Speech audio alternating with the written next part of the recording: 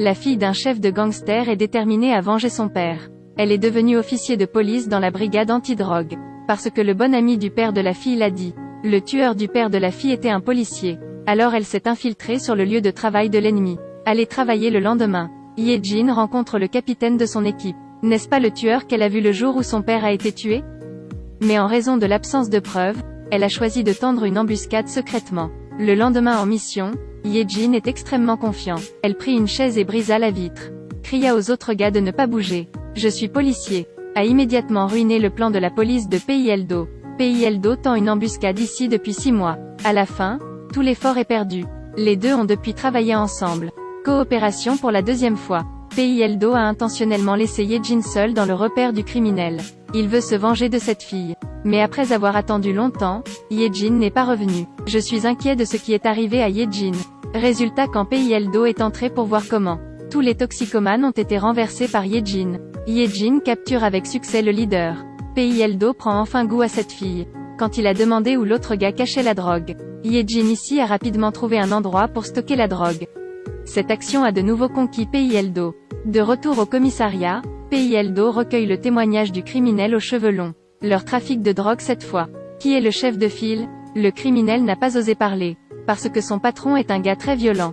Dans la soirée, Ye-Jin se faufile pour retrouver son grand frère Mu-Jin. A dit qu'elle avait infiltré un repère de trafic de drogue. Mu-Jin donne un couteau à Ye-Jin. Ye-Jin doit absolument l'utiliser pour tuer ses ennemis. Le service de police doit partir en mission secrète. La cible principale est le gangster Mu-Jin, c'est le plus grand trafiquant de drogue.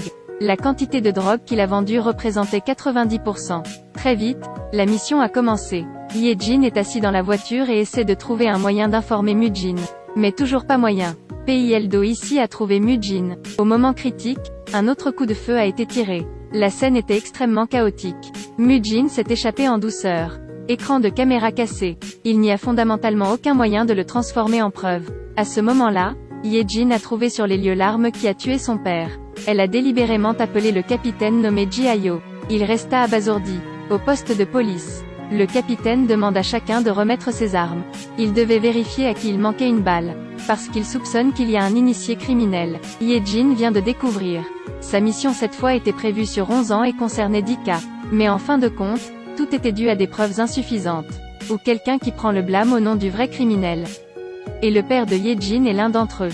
Ye-Jin fait toujours très confiance à Mu-Jin. Elle vient de rentrer à la maison et a signalé l'emplacement de toutes les caméras. Que la police stationnait à l'hôtel pour informer Mu-Jin. Il a immédiatement laissé ses juniors détruire toutes les caméras de l'hôtel. Ji-Ayo est une fois de plus certain qu'il y a des initiés criminels dans son équipe. Il commence à remarquer Ye-Jin, car elle est nouvelle au travail. Et après avoir déménagé ici, des informations confidentielles ont été divulguées. Mu-Jin qui était couvert de sueur vient de sortir de l'ascenseur. Il a enlevé sa veste, révélant un tatouage sur sa poitrine, avec des muscles massifs à l'âge de 40 ans, et boire un verre de vin cher. Pourquoi est-il si en colère? Parce que la personne qui l'a élevé est devenue un flic de la drogue. Il fabriquait de la drogue sur le quai. Avoir des informations. Ye-Jin s'y rend avec une arme pointée sur lui. Il doute que Ye-Jin l'ait trahi. Pourquoi ne pas alerter la police venant en sens inverse? Mais il n'a pas répondu au téléphone. Ye-Jin était juste inquiet si quelque chose lui arrivait. Dans le bar, l'homme porte cette veste. Sa bouche avait l'air d'avoir aspiré de la poudre de charbon. Il tremble. Il prend de la drogue. Je ne sais pas si quelqu'un se souvient de lui. C'est le gang J qui a été vaincu par Ye-Jin cette année-là, parce qu'il a enfreint les règles d'organisation et a intimidé Ye-Jin. Mu-Jin lui a tailladé le visage et l'a expulsé de l'organisation. 5 ans plus tard, il apporte la haine avec lui. Jure de se venger de Mu-Jin et Ye-Jin. Il a conduit directement à la porte. Puis emmené les frères au lieu d'entraînement. Les gens tiennent des couteaux. Face à une attaque surprise, les juniors de Mu-Jin sont complètement sans défense contre eux. Ils commencent à s'affaiblir. L'assistant de Mu-Jin, voir tant de frères tués, il relâcha immédiatement son corps et leva la main en signe de reddition. Puis Gang J apprend aussi à se venger tout comme le grand frère. Le face, bras, pieds, choisissez-en un, je vais le couper en morceaux. L'équipe de Ye-Jin a reçu le rapport. Ils se sont rendus sur les lieux pour vérifier la situation. Sur le sol a laissé l'inscription. Je suis revenu. Ye-Jin s'inquiète pour son grand frère Mu-Jin. Le policier PILDO a un visage douteux. Le moment est-il venu de garder un œil sur le chef du crime? De ce côté, Mu-Jin sait déjà ce qui est arrivé à ses juniors. Si Mu-Jin n'agit pas de manière décisive cette fois, son organisation s'effondrera complètement. Il jura au ciel qu'il devait faire mourir Gang Jae. Ji-ayo est là pour trouver un traître. Disant intentionnellement qu'il irait à Mujin maintenant, Ye-jin le suivit bientôt sur les lieux. Voir qui Ji-ayo va voir. Puis une voiture garée devant Ji-ayo. Ye-jin était sur le point de regarder de près le visage de la personne assise dans la voiture. Pil-do a immédiatement découvert Ye-jin. Les deux se sont battus. Pil-do essaie d'enlever le casque de la personne. En cas de danger, Ye-jin ne peut que sauter dans la poubelle. Juste comme ça, elle s'est enfuie. Finalement, elle a risqué sa vie. Passé devant l'autre voiture. Ce moment, elle le vit clairement. C'est l'assistant de Mujin.